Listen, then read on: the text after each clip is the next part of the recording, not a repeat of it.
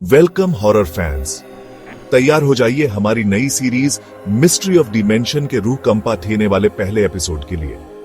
यह है episode S the first door. उस दरवाजे को मत खोलना। ये आखिरी शब्द थे जो ईशान के पापा ने मरने से पहले कहे थे। ईशान एक 25 साल का आर्किटेक्ट, शहरों की बिल्डिंग्स और डिजाइन्स की थ्यूनिया में रहता था। लेकिन अपने पापा की मौत के बाद उसे कुछ अनपेक्षित मिला। उसके नाम पर एक पुराना हवेली, वर्मा मैंशन, हिमतारा नाम के एक थ्योरथेराज गांव में यह हवेली 30 सालों से वीरान पड़ी थी। गांव वाले इससे कोसों दूर रहते थे। जब ईशान वहां पहुंचा तो उसकी रूह कांप गई। हवेली बहुत पुरानी थी, शायद 19वीं सदी की। उसका एक भारी लोहे का दरवाजा, टूटी हुई खिड़कियां और काई लगी दीवारें थी। पर सबसे अजीब चीज थी दरवाजे पर लिखी हुई ताजा लाल रंग की लिखाई, जो अंधर जाएगा वो खुद को भूल जाएगा। ईशान हंसा। गांव वाले और उनकी भूतों की कहानियां, अंधर, एक सीलन भरी गंध ने उसे घेर लिया, जैसे सालों की नमी, धूल और कुछ और। हवा में कैद एक पुराना राज। एक गलियारे के बीच में एक बड़ा हॉल था।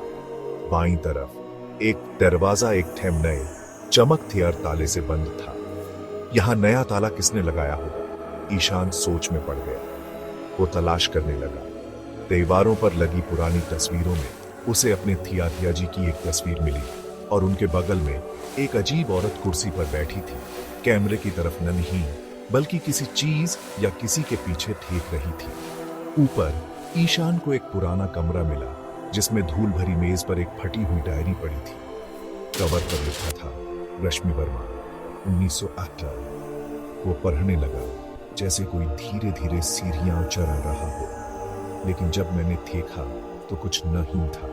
उसने कहा, रश्मि, अगर तुम जिंदगियां रहना चाहती हो तो उस कमरे के पास मत जाना।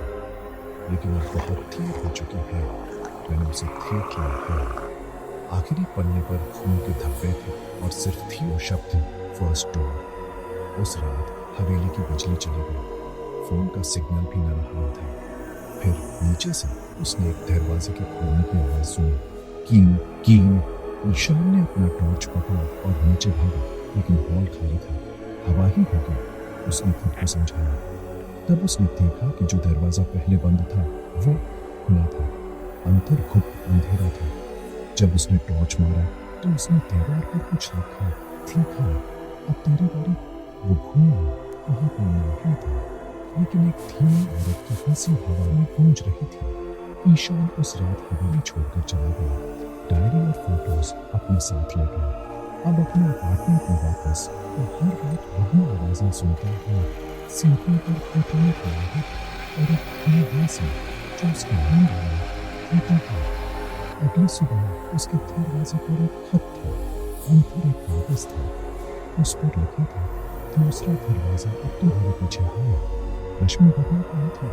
पहला दरवाजा क्या रह चुका था और दूसरा दरवाजा कहाँ जाएगा? Episode 2 the shadow the second door जल्द ही आ रहा है। टिकट रहिए और अपनी लाइट्स जलाकर रखिए।